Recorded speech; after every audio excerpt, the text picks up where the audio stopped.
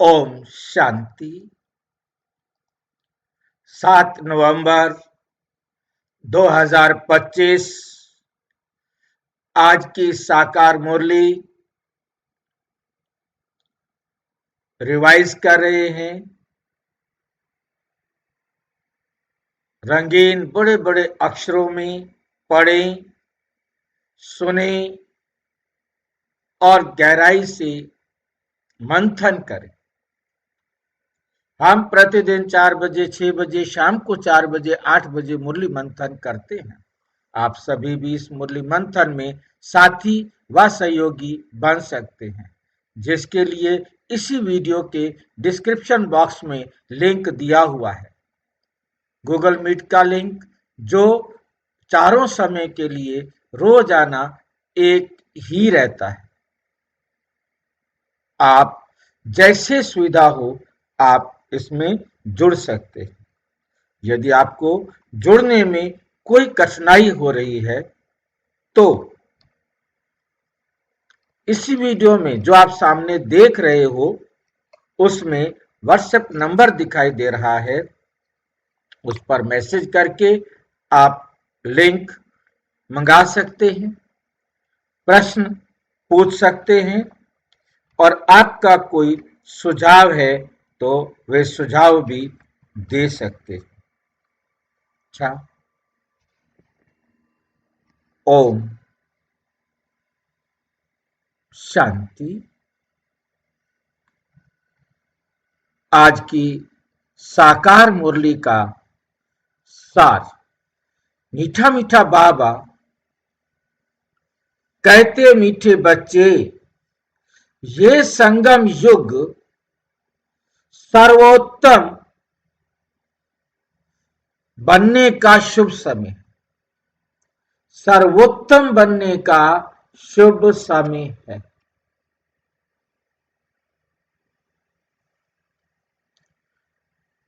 सबसे उत्तम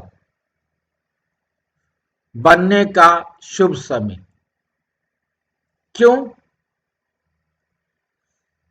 क्यों है ये सबसे उत्तम बनने का समय? कोई बताएंगे?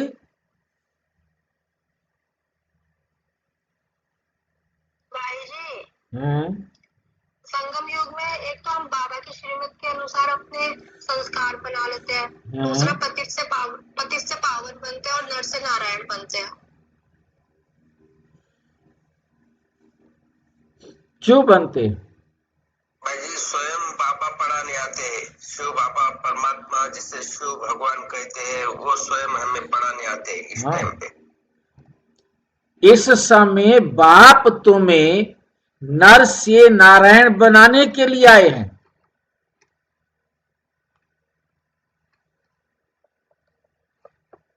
जिसकी एक झलक देखने के लिए दुनिया तरस रही है, वो स्वयं बनाने के लिए आए हैं। क्यों बनाने के लिए आए हैं?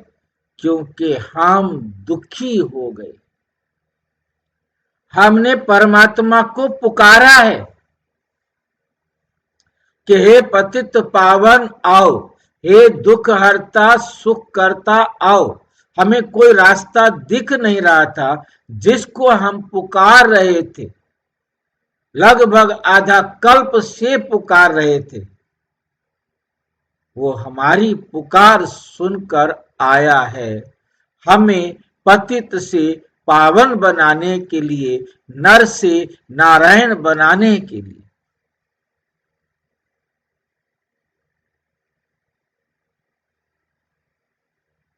वो वंडरफुल पढ़ाई पढ़ा रहे हैं, अब नहीं पढ़ेंगे क्या? इसलिए पढ़ेंगे। क्यों पढ़ेंगे? क्योंकि भगवान आया है हमारी इच्छा पूरी करने के लिए, हमारी अनेक जन्मों की भक्ति का फल देने के लिए। भगवान हमें अनेक जन्मों की जो हमने भक्ति की है उसका फल हमें देने के लिए आए हैं, और भक्ति का फल है ज्ञान। भक्ति का फल है ज्ञान। इस बात को हमें बहुत बहुत अच्छी तरह स्मृति में रखेंगे तो हम इस पढ़ाई को पढ़ सकेंगे। स्मृति में नहीं रखेंगे तो पढ़ नहीं सकेंगे। यह है आज की मुरली का सार। प्रश्न, तुम बच्चों के पास ऐसी कौन सी नॉलेज है जिसके कारण तुम किसी भी हालत में रो नहीं सकते? यदि वो नॉलेज आपको समझ में आ गई तो आप कुछ भी हो जाए आप रोएंगे नहीं। पहले मुझे कोई बताएगा कि रोना क्या होता है?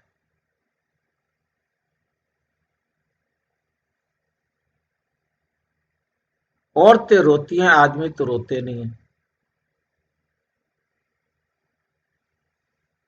या आदमी भी रोते हैं?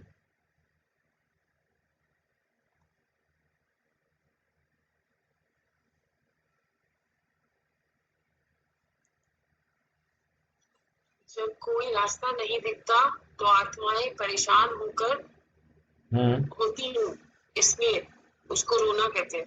परेशान होकर? उनको कोई रास्ता नहीं दिखता। कोई रास्ता नहीं दिखता, परेशान हो गई, उसके बाद? उसके बाद क्या बोला? आत्मा तो रोती नहीं है। उनको रास्ता नहीं दिखता तो सिर्फ रोना आंखों से आंसू निकालना नहीं होता। आंखों से आंसू आए हैं वो मगरमच्छ के भी आते हैं। आंखों से आंसू आना रोना नहीं होता। किसी भी बात से आपकी आवाज तेज हुई है, ये भी रोना है।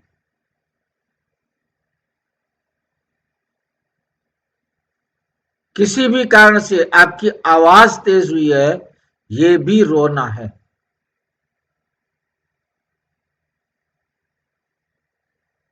एक मगरमच्छ के आंसू होते हैं और एक खुशी में आंसू आते हैं। उनको रोना नहीं कहा जाता, क्योंकि मगरमच्छ को दुख के कारण आंखों से आंसू नहीं आते। उसका कारण उसका अपना है, शारीरिक।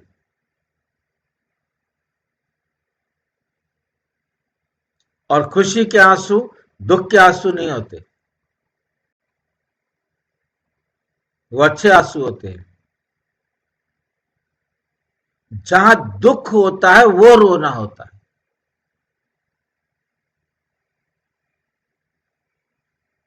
आपका कोई नुकसान हो गया, आपकी आवाज तेज हो गई तो आप रोए।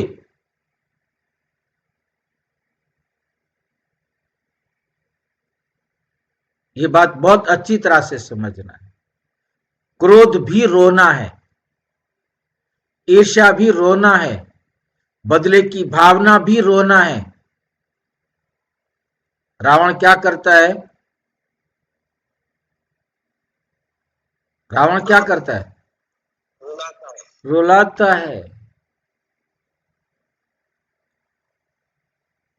जिन कर्मों के कारण दुख होता है वो रोना है।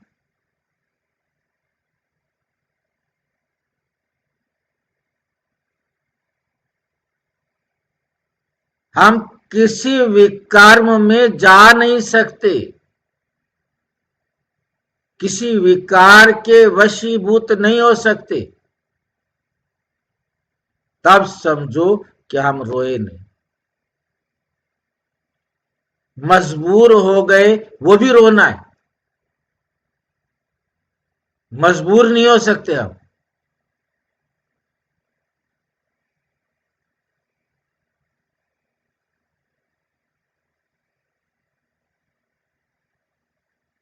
अब ऐसी कौन सी नॉलेज है जो हमें पता लग जाए हम किसी विकार में नहीं जा सकते, कोई ऐसा बोल नहीं बोल सकते, ऐसा कोई कर्म नहीं कर सकते जिससे मुझे या किसी को दुख पहुंचे?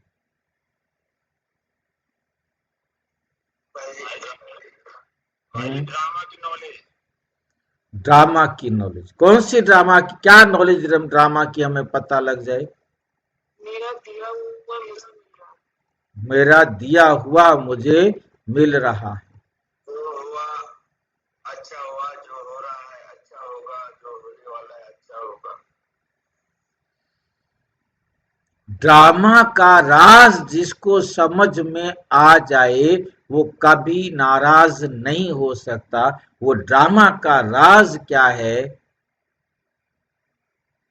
तुम्हारे पास नॉलेज है, तुम राज को जानते हो, ये ड्रामा बना बनाया है। बने बनाए ड्रामा की नॉलेज है कि इस ड्रामा में कोई चेंज नहीं हो सकता, इस ड्रामा में कोई गलती नहीं हो सकती, इस ड्रामा में कुछ भी चेंज नहीं हो सकता, इस ड्रामा में कोई गलती नहीं हो सकती। ये ड्रामा एक्यूरेट है, ये ड्रामा कल्याणकारी है, किसी का भी इसमें नुकसान नहीं हो सकता,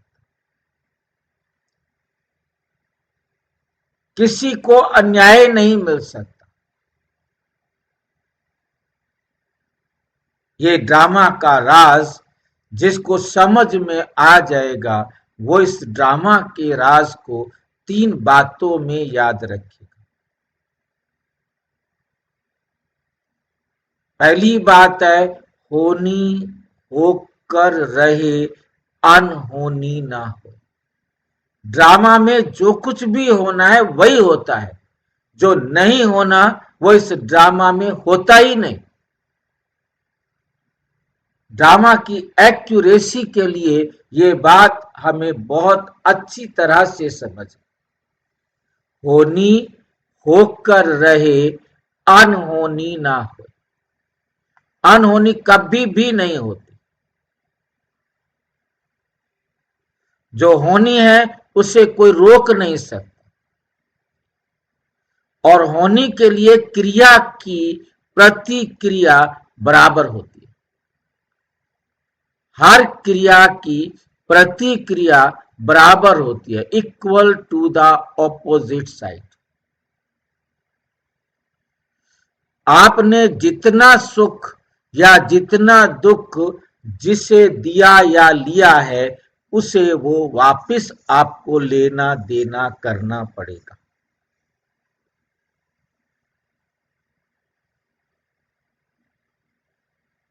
क्योंकि क्रिया की प्रतिक्रिया इक्वल होती है, इसमें किसी को भी दोष नहीं दे सकते और किसी का दोष हो भी नहीं सकता। कभी संकल्प नहीं आ सकता कि ड्रामा में गलत हो। इसीलिए दूसरी बात आती है, जो हुआ अच्छा हुआ, जो हो रहा है अच्छा, और जो होगा वो भी अच्छा। तीसरी या पहली बात आती है, right is right but wrong is also right.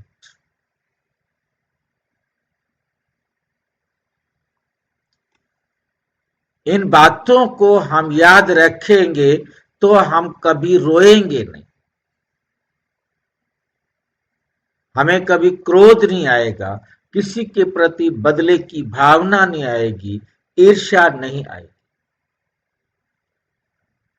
जो तो को काटे बोए तू बो वाको हो। जो तुम्हें काटे बोता है तुम उसको फूल बो, उसको सुख दो। तुम जानते हो इसमें हर आत्मा का अपना पार्ट है। बाप हमें सुख का वर्षा दे रहे हैं, फिर हम रो कैसे सकते हैं? स्वयं भगवान मिल गया है, वो हमें सुख का वर्षा दे रहे हैं, अब क्यों रोएंगे हम? कैसे रोए? पर्वाथी पार ब्रह्म में रहने वाले परम पिता परम आत्मा की वो मिल गया, अब क्या चाहिए मुझे बताओ। भगवान मिल गया, अब हमें इस संसार का क्या चाहिए।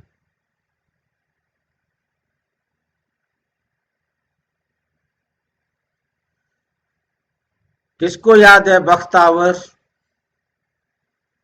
भाई जी भाग्यशाली। भाग्यशाली। हमसे बड़ा भाग्यशाली कौन होगा?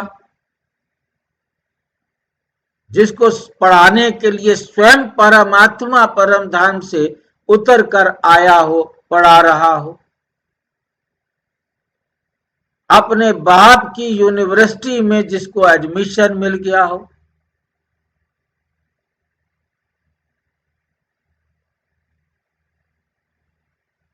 उससे बड़ा भाग्यवान कौन होगा? जहां एक पैसा फीस ना लगती हो और राजाओं का राजा बनने की पढ़ाई मिलती हो।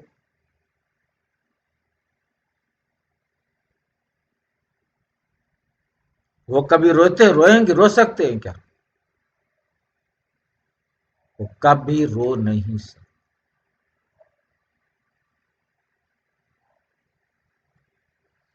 ओम शांति। रूहानी बाप बैठ बच्चों को एक बात समझाते हैं। चित्रों में भी ऐसे लिखना है। जो हमारे प्रदर्शनी के चित्र बने हुए हैं, उन चित्रों में भी ऐसे लिखना है कि त्रिमूर्ति शिव बाबा बच्चों प्रति समझाते। तुम भी किसको समझाते हो तो तुम आत्मा कहेंगे शिव बाबा ऐसे कहते हैं। ये बाप भी कहेंगे बाबा तुमको समझाते हैं। यहां मनुष्य मनुष्य को नहीं समझाते, लेकिन परम आत्मा आत्माओं को समझाते हैं, या आत्मा आत्मा को समझाती है। ज्ञान सागर तो शिव बाबा ही है।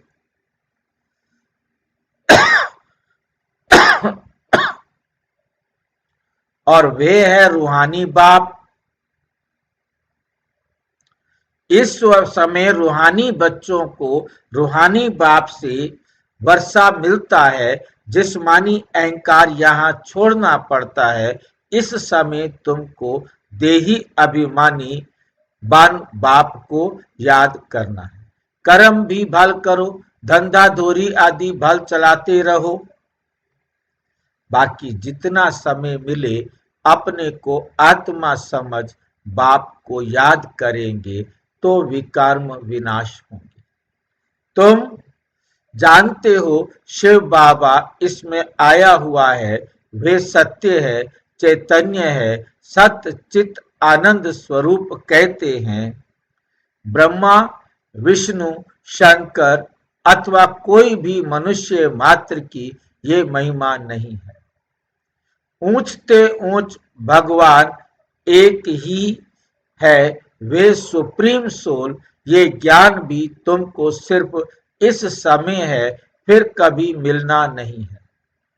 हर 5000 वर्ष बाद बाप आते हैं तुमको आत्म अभिमानी बनाए बाप को याद कराने,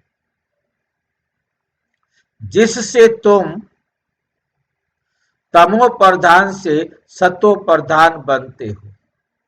और कोई उपाय नहीं, और कोई उपाय नहीं। भल मनुष्य पुकारते भी हैं, हे पतित पावन आओ, परंतु अर्थ नहीं समझते। परंतु अर्थ नहीं समझते। पतित पावन सीताराम कहें तो भी ठीक है, तो भी ठीक है। तुम सब सीताएं अथवा भक्तियां हो। वे है एक राम भगवान। तुम भक्तों को फल चाहिए, भगवान द्वारा मुक्ति व जीवन मुक्ति, ये है फल। मुक्ति जीवन मुक्ति का दाता वे एक ही बाप है। ड्रामा में ऊंच से ऊंच पार्ट वाले होते हैं तो नीचे पार्ट वाले भी होते हैं। ये बेहद का ड्रामा है, ये बेहद का ड्रामा है। इसको और कोई समझ ना सके। तुम इस समय तमो प्रधान कनिष्ठ से सतो प्रधान पुरुषोत्तम बन रहे हो। सतो प्रधान को ही सर्वोत्तम कहा जाता है। इस समय तुम सर्वोत्तम नहीं हो। बाप तुमको सर्वोत्तम बनाते हैं। ये ड्रामा का चक्र कैसे फिरता रहता है, इसको कोई भी नहीं जानते।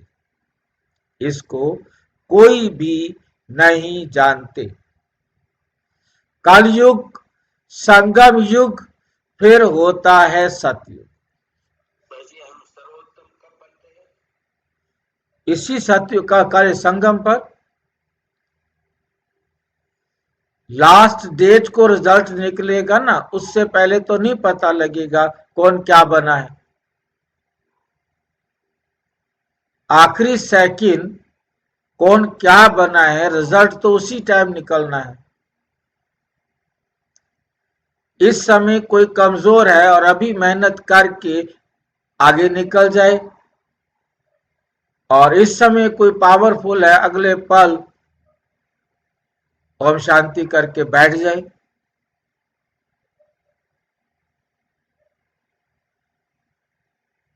रिजल्ट तो आखिरी सेकंड फाइनल निकलेगा। बाकी कौन कितना अच्छी तरह पुरुषार्थ कर रहा है, वो हर आत्मा को अपना पता है।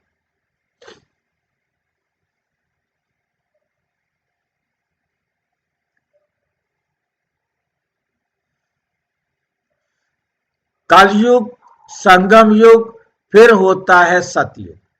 पुरानी को नई कौन बनाएंगे? पुरानी दुनिया को, पतित दुनिया को पावन कौन बनाएंगे? गिरती हुई दुनिया की डायरेक्शन चढ़ती कला वाला कौन करेंगे? सबको पतित से पावन सिवाय एक बाप के और कोई बना ना सके। बाप ही संगम पर आकर पढ़ाते हैं। बाप ने सतयुग में ना सतयुग में आते और ना कलयुग में आते। तो क्या द्वापर में आएंगे?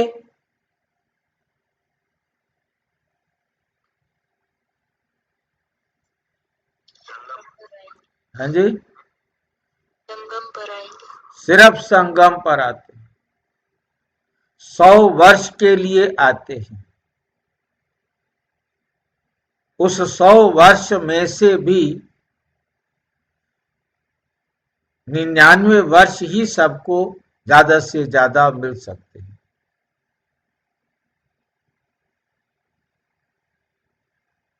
क्योंकि वो एक वर्ष भी परम धाम में चला जाएगा।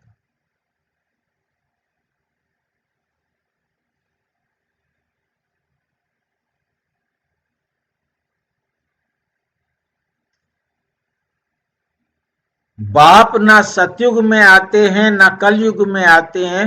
बाप कहते हैं मेरा पाठ ही संगम पर है। इसलिए संगम युग कल्याणकारी युग है। अब जहां बाबा ने कहा कि मैं द्वापुर में आता हूं, आके साक्षात्कार कराता हूं, वो क्यों कहा?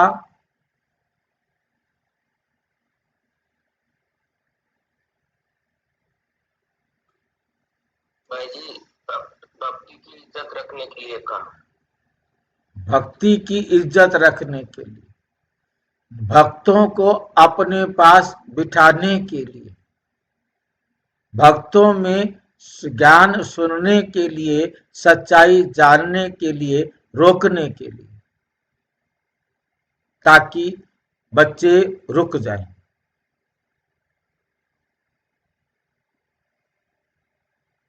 नहीं तो भाग जाते, हम भी भाग जाते। मेरा पार्टी संगम पर है, इसलिए संगम युग कल्याणकारी युग कहा जाता है। ये ऑस्पिशियस, बहुत उच्च शुभ समय संगम युग है। ऑस्पिशियस, ऑस्पिशियस होता है पवित्र, शुभ, बहुत ऊंच शुभ समय संगम युग।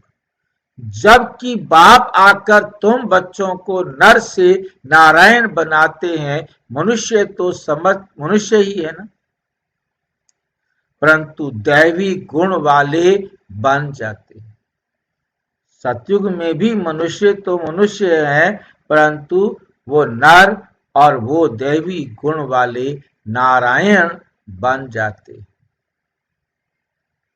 उनको कहा जाता है आदि सनातन देवी देवता धर्म।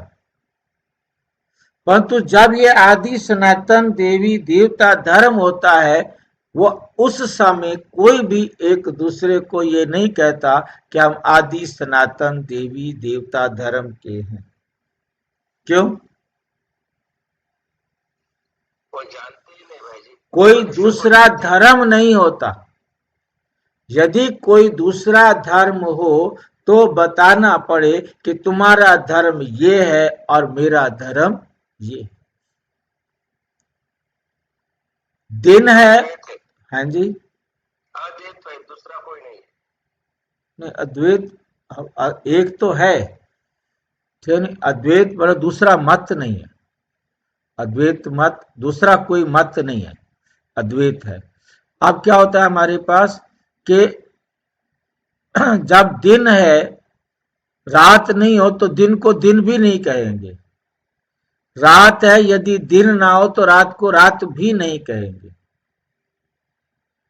जब दो होते हैं, दो से अधिक होते हैं, तब उनके नाम रखे जाते हैं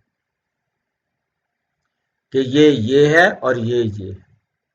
बाप कहते हैं मैं ये धर्म स्थापन करता हूं, इसके लिए पवित्र जरूर बनना पड़ेगा। पतित पावन एक ही बाप है, बाकी सब हैं ब्राइड्स। ये बात भी बहुत ध्यान से समझना है, कैसे धीरे धीरे बात को बाबा अपनी बात तक ले जाते। पतित पावन एक ही बाप है, बाकी सब हैं ब्राइड्स। अब बाप के साथ ये सजनियों का क्या मतलब हुआ भाई? पतित पावन एक ही बाप है, अब उसके बाद बाकी सब बच्चे हैं बोलना चाहिए कि ब्राइड्स बोलना चाहिए?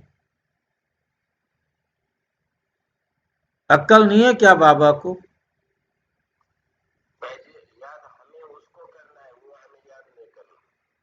भाई जी याद करने की बात अलग है। यहाँ जब बाप है तो बाप के हम बच्चे होंगे कि ब्राइड्स होंगे? भाई जी वो साजन है हमारा। तो वो हमारा साजन है, तो साजन बाप को कहते हैं क्या? जो हमारा भला चाहता है। जो हमारा भला चाहता है वो क्या है? साजन। तो बाप भी साजन होता है? जी भाई जी। अजीब स्कूल में पढ़ते हो भाई आप, मेरे को भी वहां फंसा रखा है जी। वो एक ही ऐसा है कि वो मेरे तरफ खींचना चाहता है, वो किसी भी तरीके से कहो, कैसा भी कहो, वो मुझे देखो बोलता है, दूसरे को देखो ही मत बोलता है। आप तो फंसे हो, मेरे को भी फंसा रखा है आपने। नहीं तो मैं छोड़ छाड़ के भाग जाता है जी। क्योंकि पत्नियां पति पे कुर्बान जाती है ना, इसलिए बाबा कह रहे हैं। यहाँ यदि बच्चे बोलता है तो कुछ गलत होता है क्या?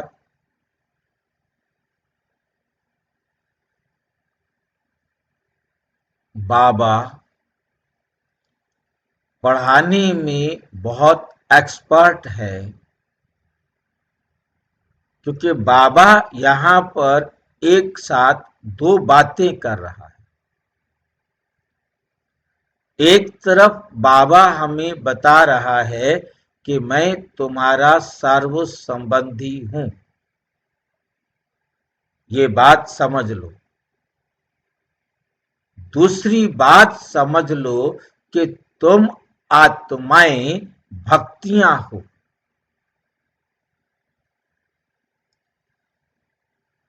और आगे कह रहे हैं पतित पावन सीताराम कहना भी ठीक है, क्योंकि और मुरलियों में बाबा कहते तुम सीताएं हो। भक्ति माना सीता, चाहे पुरुष है तो चाहे स्त्री हो, चाहे वो भक्ति करते हैं तो वो सीता है। पतित पावन सीताराम कहना भी ठीक है। ये दुनिया की बात जो आम सारे बोलते हैं, पतित पावन सीताराम रघुपति राघव राजा राम। कहते पतित पावन सीताराम कहना ठीक है, परंतु पिछाड़ी में जो फिर ये बोलते हैं अगली लाइन रघुपति राघव राजा राम, ये रॉन्ग है।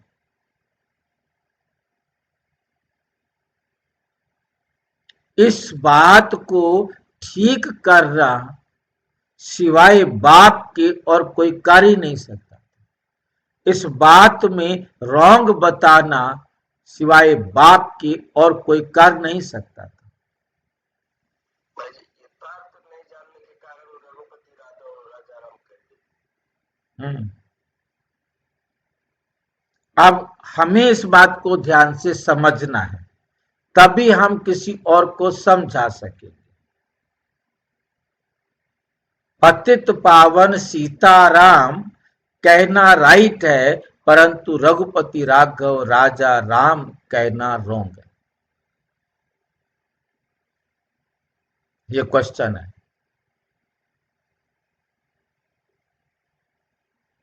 क्यों? रघुपति राजा और राजा राम कहेंगे तो फिर वो जन्म मरण के चक्कर में आ जाएगा भाई। वो जन्म मरण के चक्कर में आता है। तो यहाँ सीता का राम जो है वो शिव बाबा है। सीता का राम शिव बाबा है,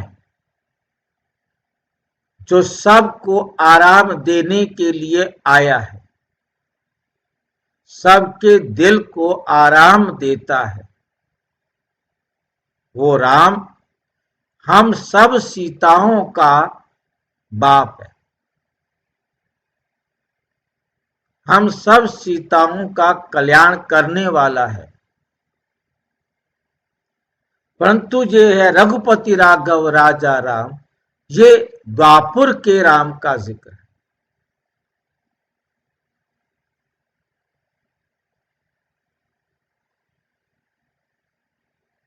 ये स्वर्णिम मतलब हालांकि भक्ति मार्ग में द्वापर युग में राम नहीं होता ना, त्रेता में राम होता। त्रेता में ये जो त्रेता में राम होता है, त्रेता वाले राम का सीताराम भी तो जो जिन्होंने ये लिखा है उन्होंने सीताराम भी उसी के लिए लिखा है, रघुपति राघव राजा राम भी उसी के लिए लिखा है। परंतु हमें समझाने के लिए ये भल वो जानते नहीं, वो बोल रहे हैं, वो त्रेता के राम के बारे में बोल रहे हैं, परंतु सच ये है कि ये मुझ राम के लिए है। उन्होंने कैसे भी लिखा हो, जिसने इस लाइन की रचना की होगी, और रचना इस लाइन की रचना करने वाला कोई भी रहा हो, उसे इसका अर्थ नहीं मालूम हो, परंतु बाबा आकर कितनी बात सत्य है और कितनी बात असत्य है वो बैठकर समझाते हैं।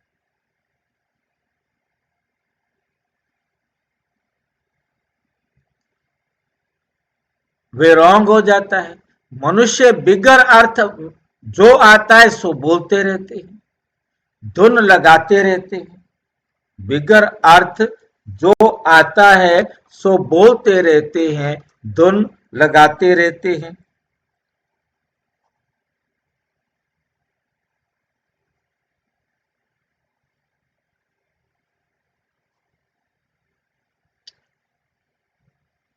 तुम जानते हो, क्या जानते हैं? चंद्रवंशी धर्म भी अब स्थापन हो रहा है। बाप आकर ब्राह्मण कुल स्थापन करते हैं। इनको डिनाइस्टी नहीं कहेंगे, ये परिवार है, ये परिवार है। यहां न तुम पांडवों की न कौरवों की राजाई है। पांडवों की भी राजाई नहीं और कौरवों की भी राजाई नहीं, तो राजा राम कैसे बनेगा? उनको ये बातें जल्दी समझ में आएंगी। गीता जिसने पढ़ी होगी ना, उनको ये बातें जल्दी समझ में आएंगी। ये भी है गीता। कौन सुनाते हैं? भगवान। वो गीता किसने सुनाई थी? कृष्ण ने तो सुनाई नहीं, व्यास ने बैठकर लिखी। उस कथा में जैसे जो कुछ भी राइटर कहना चाहता है वो किसी ना किसी पात्र के माध्यम से कहेगा।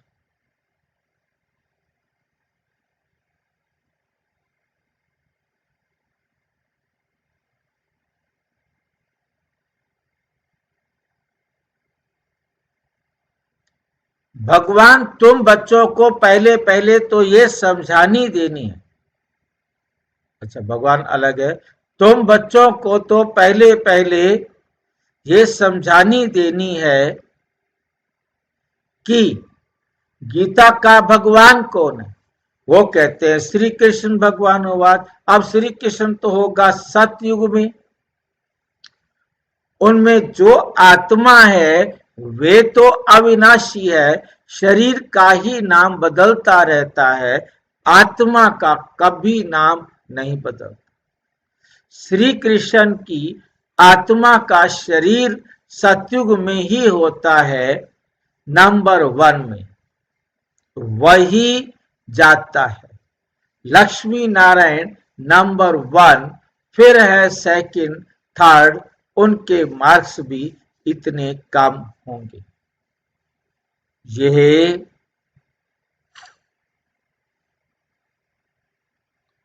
माला बनती है ना, बाप ने समझाया है। रुंड माला भी होती है और रुद्र माला भी होती है। रुंड माला देखी है किसी ने? चित्रों में तो देखी होगी।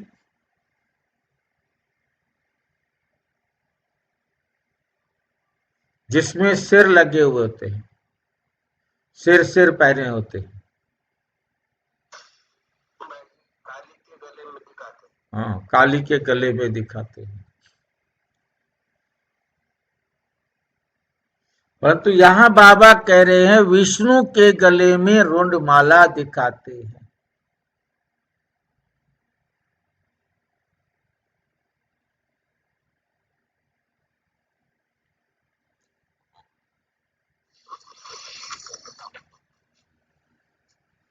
रुंड का मतलब है जीव, शरीर। जो शरीर सहित गले की माला बनते हैं उनको कहते हैं रुंड माला।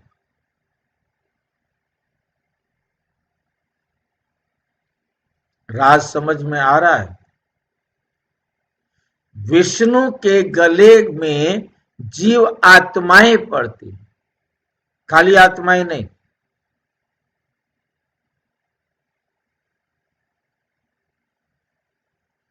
जो आत्मा पवित्र बनती है, चारों अलंकारों को परफेक्ट धारण करती है, वे आत्मा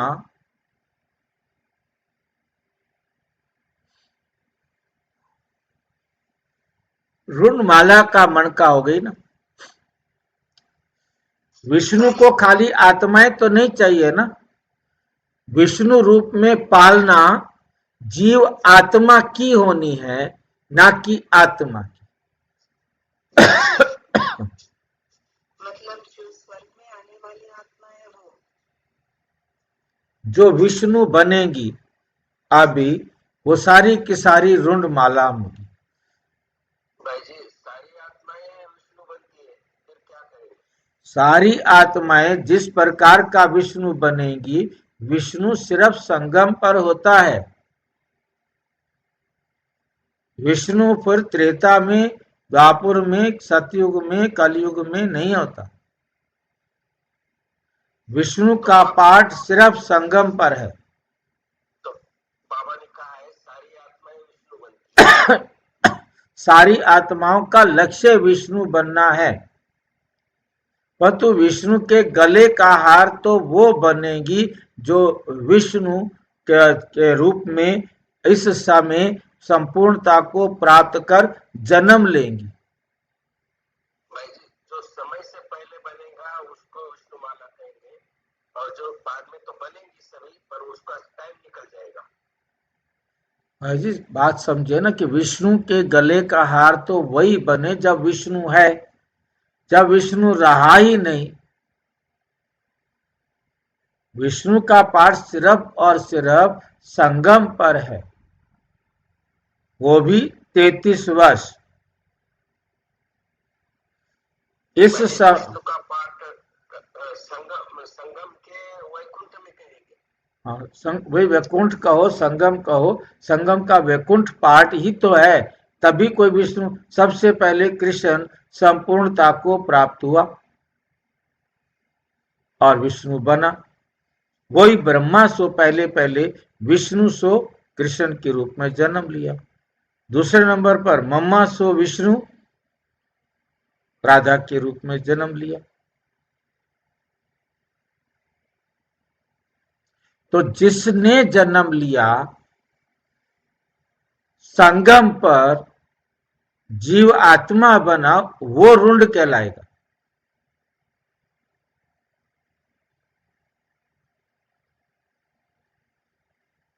ठीक है क्या नहीं? और उसके बाद जो आएंगे उनको रुंडमाला नहीं कहेंगे। शिव बाबा को सभी जीव आत्माएं एक्सेप्ट करती हैं, तब वो शिव बाबा के गले में रुंडमाला पड़ती है। हाँ जी। हाँ जी। 9 लाख तक हो सकता है। हाँ जो भी हो, क्योंकि हम कुछ काउंटिंग तो नहीं बता सकते। हाँ मतलब मैक्सिमम 2 लाख तक ही हो सकते हैं। बाकी सारी आत्माएं विष्णु नहीं बनती। नहीं भाई जी जो फरिश्ता बनेगा वो विष्णु बनेगा। भाई जी, फरिश्ता बनना, जो आप जैसे फरिश्ता आप कहेंगे, एडवांस पार्टी वाली आत्माएं फरिश्ते बन गए, परंतु में आएंगे ना वो।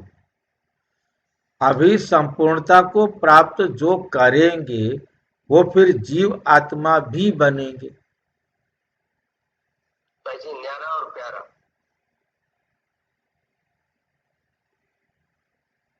न्यारे और प्यारा, अभी अभी मैं न्यारा प्यारा हूं, क्योंकि मैं मुरली सुन रहा हूं, मुरली की बातें मेरे दिमाग में घूम रही हैं, और जैसे ही मैं यहां से हटूंगा फिर मेरे से पूछना कि मैं न्यारा प्यारा हूं।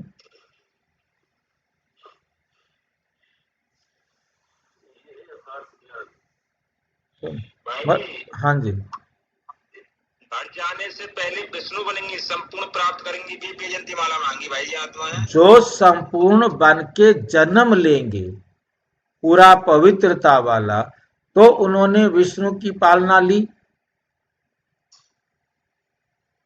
और यदि नहीं तो वो विष्णु के गले की माला बन के वो पालना कहाँ ली उसने।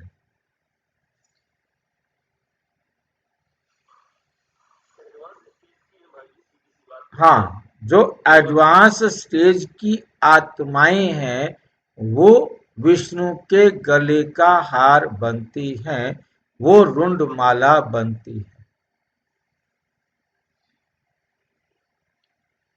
तुम बच्चे विष्णु के मालिक बनते हो, नंबर वन। वैकुंठ वाले, हाँ, वैकुंठ वाले, वैकुंठ वाले नंबर वार, वो भी नंबर वार है, क्योंकि पहले कृष्ण हो गया तो नंबर 2 में राधा आ गई, नंबर 3 में जो भी आया होगा।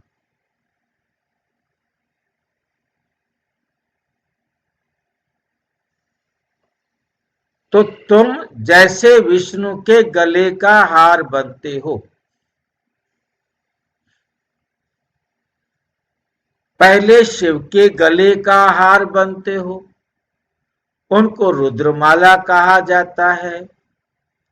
जो जपते हैं, माला पूजी नहीं जाती, सिमरी जाती है। माला पूजी नहीं जाती, सिमरी जाती है।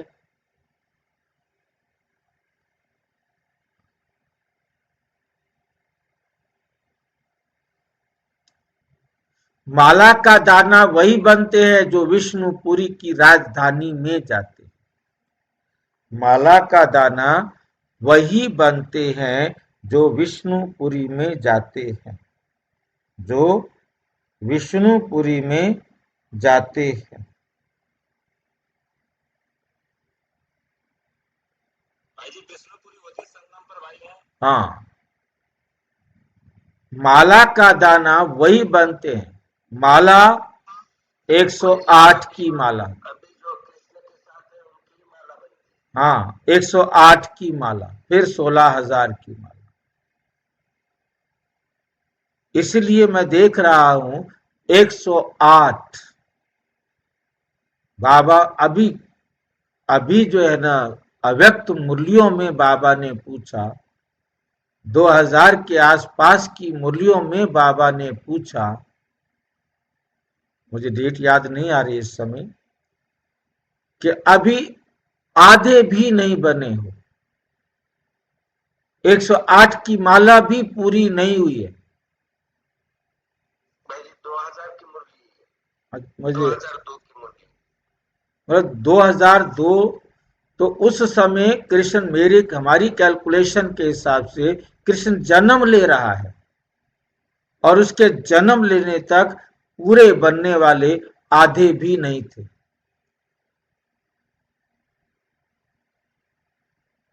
तो मैं समझता हूं 108 ही टॉप आत्माएं होंगी जो अभी संगम पर जन्म लेंगी और अपने शरीर को सुरक्षित रख के जाएंगी।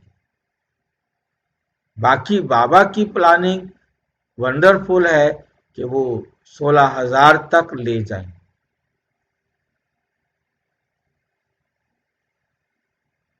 ठीक है।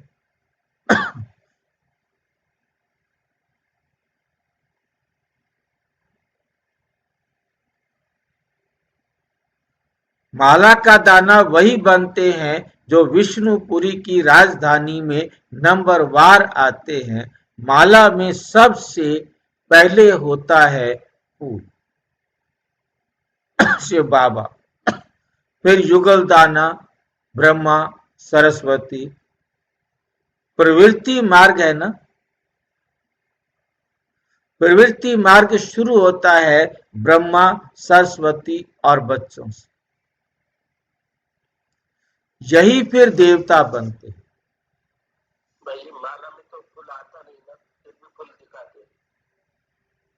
माला में फूल आता नहीं, माला में नहीं दिखाते, माला से अलग दिखाते हैं फूल को ना। युगल दाना भी फूल को अलग दिखाया जाता है।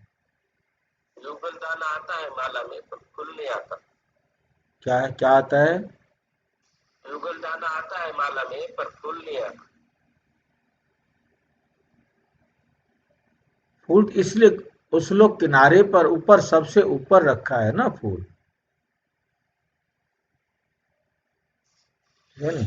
युगल दाना तो डबल दाना है, मोटा दाना है, वो तो माला में डालेंगे ना, वो तो गांठ लगाने के लिए, एक ऊपर फूल को तो गांठ लगाने के लिए है ना।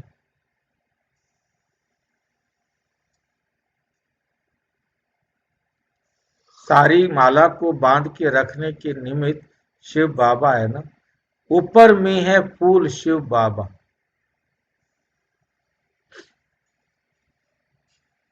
माला फेर फेर कर पिछाड़ी में फूल को माथा टेकते हैं। और भाई जी हाँ जी, रहस्य देखिए माला का, वो निराकारी है। रहस्य वो भी निराकारी, फूल जो है कोई आकृति नहीं है इसकी, तो जबरदस्त रहस्य है ये। फूल प्रतीक बना लिया, उसका पता है वो प्रतीकात्मक केवल। प्रतीकात्मक, हाँ, कोई ऐसा शेप नहीं है कोई। बिल्कुल। बड़ा जबरदस्त सही है।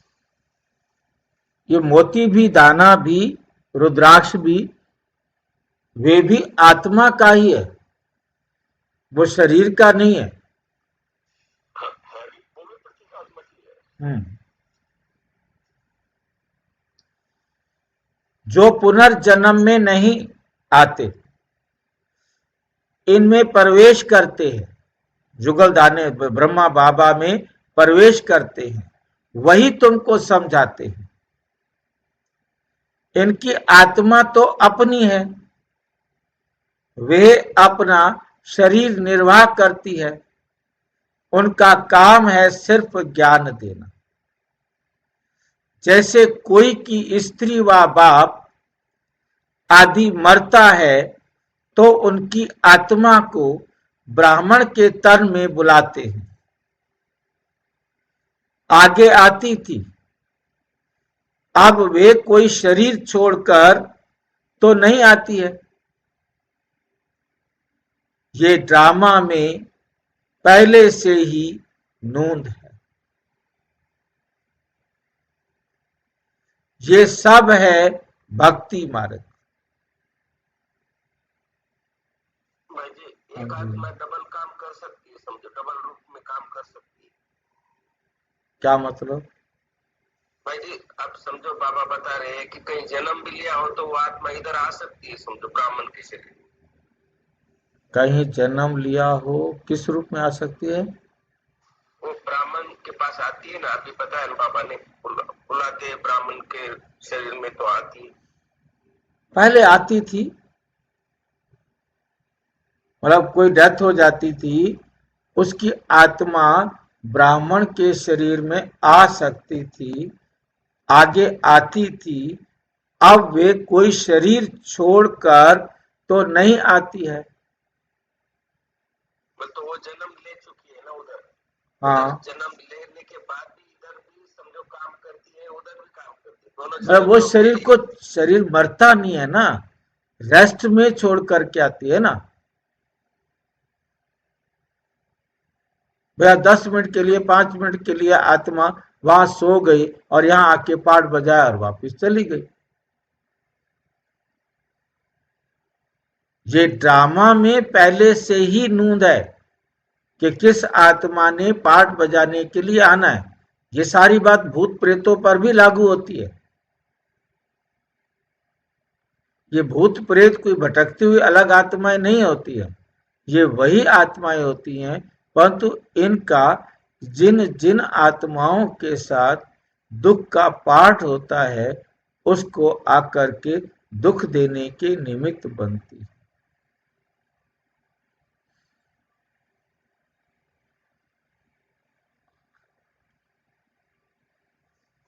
पूरा ड्रामा ही सेट है। पूरा ड्रामा सेट है, पहले से ही नूंद है। ये सब है भक्ति मार्ग। वे आत्मा तो गई, जाकर दूसरा शरीर लिया, तुम बच्चों को अभी ये सारा ज्ञान मिल रहा है, इसलिए कोई मरता है तो भी तुमको कोई चिंता नहीं। अम्मा मरे तो भी हलवा खाना। शांता बहन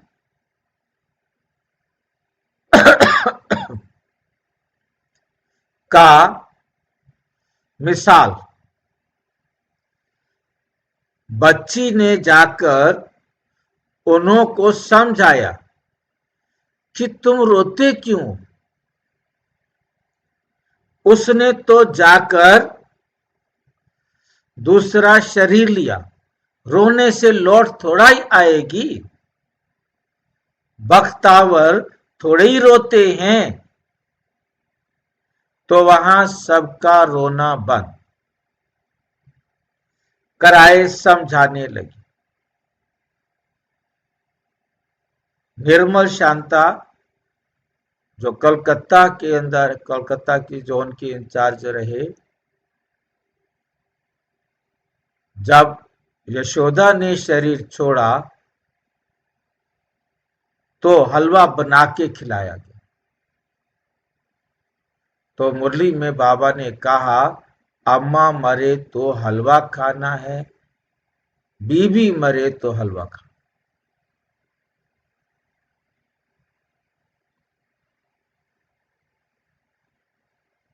बाकी हलवा तो बनता ही है जब कोई डेथ होती है प्रसाद में,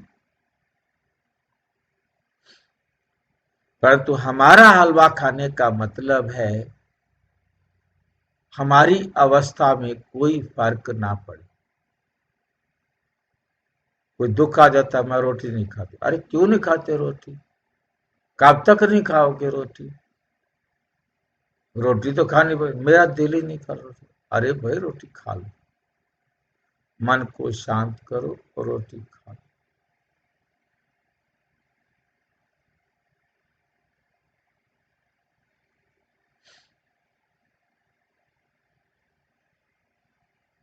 भाई जी खुशी गायब नहीं होना चाहिए। हाँ, ऐसे बहुत बच्चियां जाकर समझाती हैं, अभी रोना बंद करो, झूठे ब्राह्मण भी नहीं खिलाओ। श्राद्ध खिलाते हैं ना, झूठे ब्राह्मण भी नहीं खिलाओ।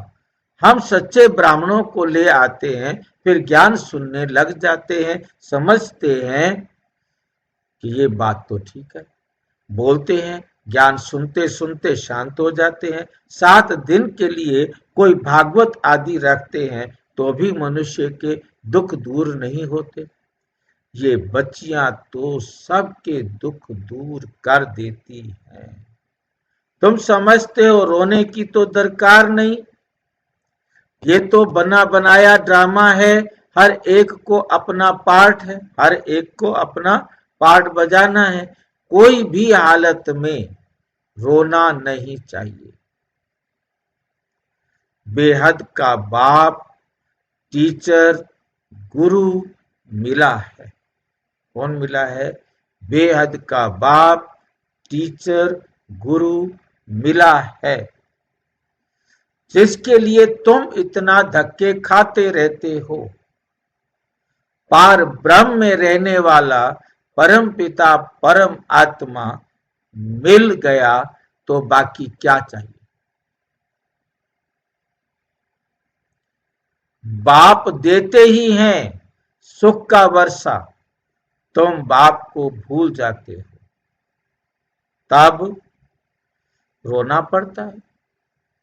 बाप को याद करेंगे तब खुशी होगी। ओहो, हम तो विश्व के मालिक बनते हैं,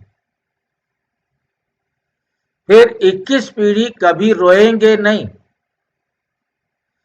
21 पीढ़ी अर्थात पूरा बुढ़ापे तक अकाले मृत्यु नहीं होती।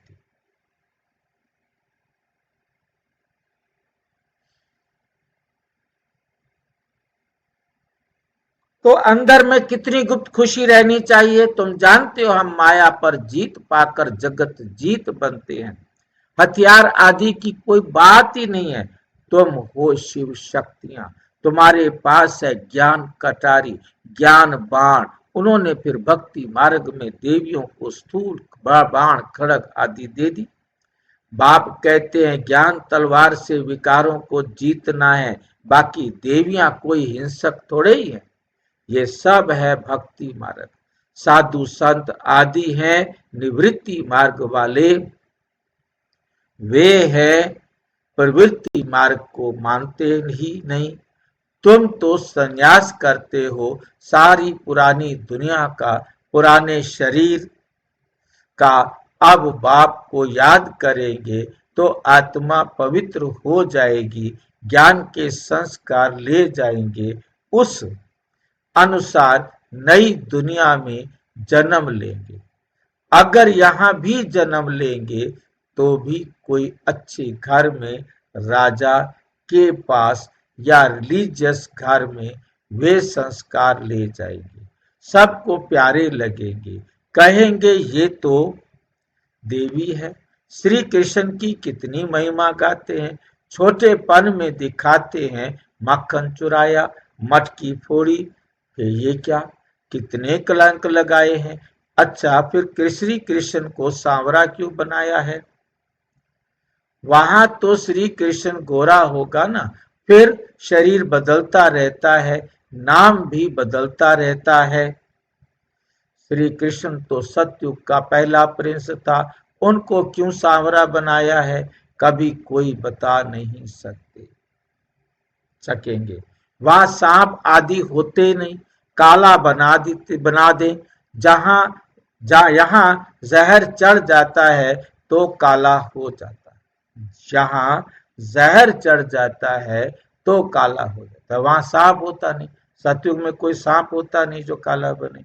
और यहाँ द्वापुर में आकर के विकारों में गिर करके काला बन जाता है, जहर चढ़ जाता है। वहां तो ऐसी बात हो ना सके। तुम अब देवी संप्रदाय के बनने वाले हो, इस कारण ब्राह्मण संप्रदाय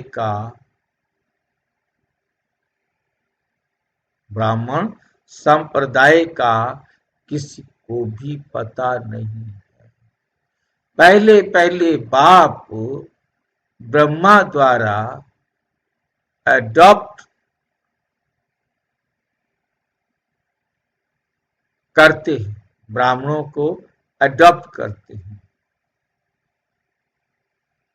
प्रजापिता है तो ढेर, तो उनकी प्रजा भी ढेर की ढेर है।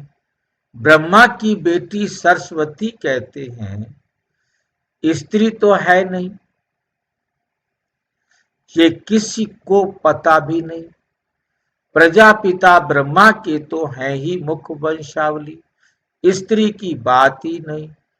इनमें बाप प्रवेश कर कहते हैं, तुम हमारे बच्चे हो। मैंने इनका नाम ब्रह्मा रखा है। जो भी बच्चे बने सब के नाम बदली किए हैं। तुम बच्चे अभी माया पर जीत पाते हो, इसको कहा ही जाता है हार और जीत का खेल। बाप कितना सस्ता सौदा कराते हैं, फिर भी माया हरा देती है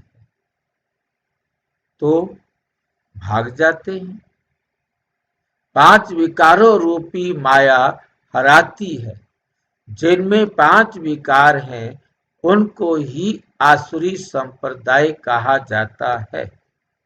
मंदिर में देवियों के आगे भी जाकर महिमा गाते हैं, आप सर्व गुण संपन्न, 16 कला संपूर्ण, संपूर्ण निर्विकारी, मर्यादा पुरुषोत्तम।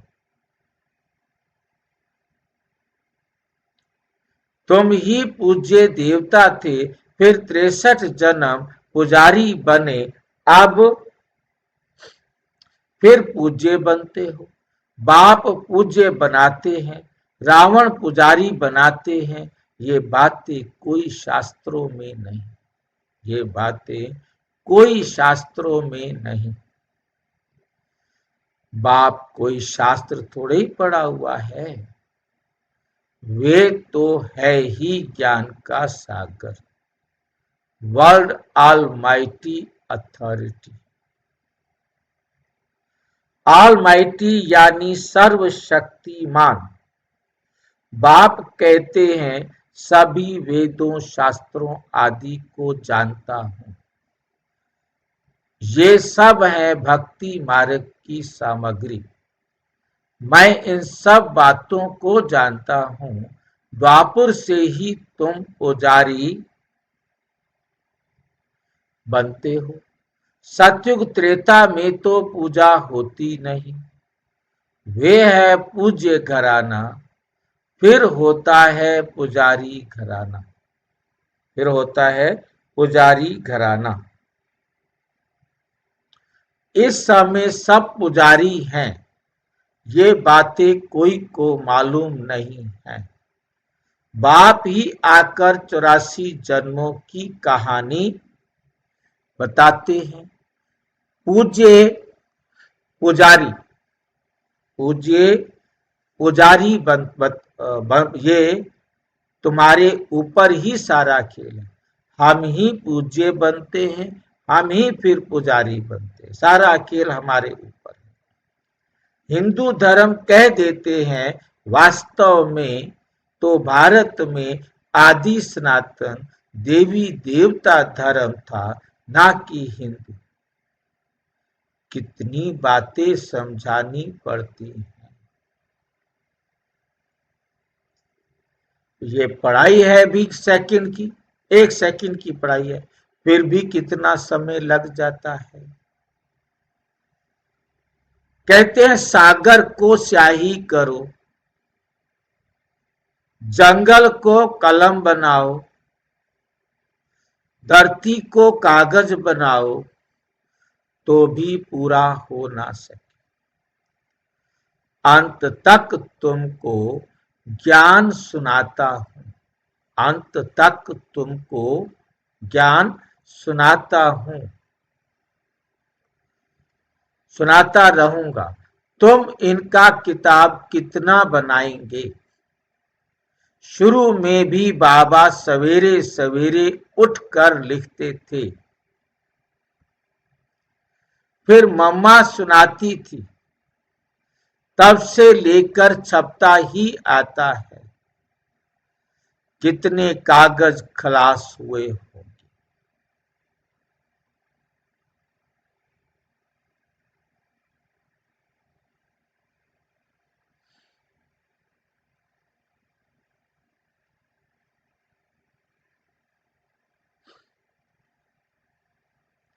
कितने कागज खलास हुए होंगे।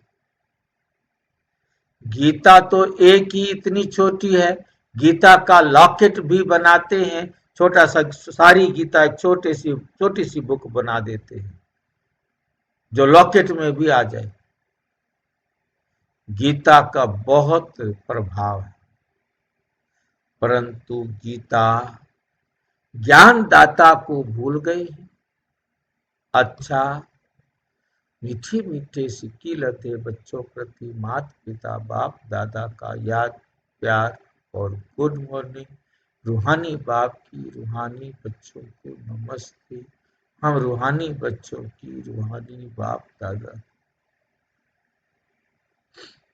नमस्ते नमस्ते नमस्ते। धारणा के लिए मुख्य सार। नंबर 1, ज्ञान तलवार से विकारों को जीतना है, ज्ञान के संस्कार भरने हैं, पुरानी दुनिया और पुराने शरीर का संन्यास करना है, भाग्यवान बनने की खुशी में रहना है, किसी भी बात की चिंता नहीं करनी है। कोई शरीर छोड़ देता है तो भी दुख के आंसू नहीं बहाने हैं। वरदान, कंट्रोलिंग पावर द्वारा 1 सेकंड के पेपर में पास होने वाले पास विद ऑनर भावुक। अभी अभी शरीर में आना और अभी अभी शरीर से न्यारे बन अव्यक्त स्थिति में स्थित हो जाना।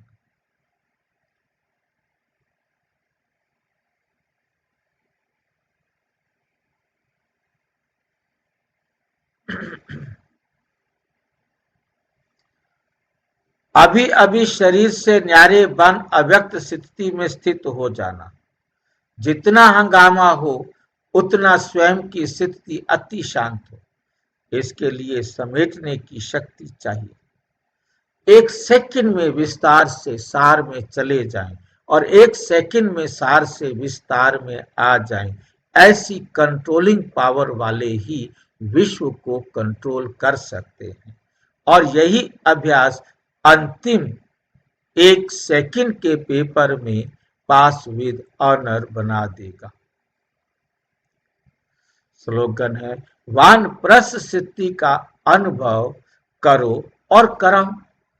वानप्रस्थ माना वाणी से परे स्थित होने का अनुभव करो और कराओ। हम एकदम न्यारे।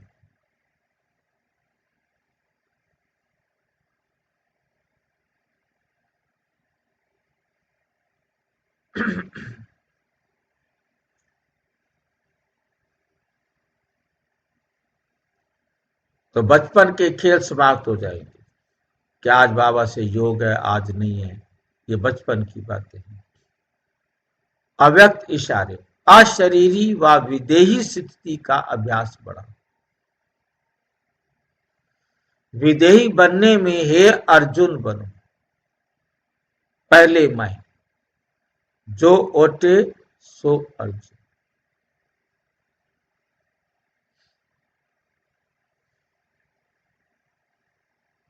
अर्जुन की विशेषता सदा बिंदी में स्मृति स्वरूप बन विजयी बना।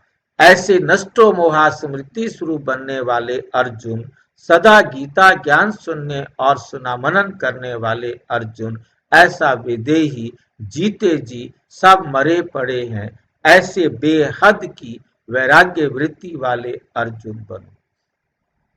अच्छा, ओम शांति। और विस्तार से जानने के लिए प्रजापिता ब्रह्मा कुमारी ईश्वरीय विश्वविद्यालय के किसी भी सेवा केंद्र पर संपर्क करें। और यदि कोई प्रश्न है तो 9213106986 पर केवल टेलीग्राम करें। 9650692270 पर केवल व्हाट्सएप करें। ओम नहीं, ओम शांति।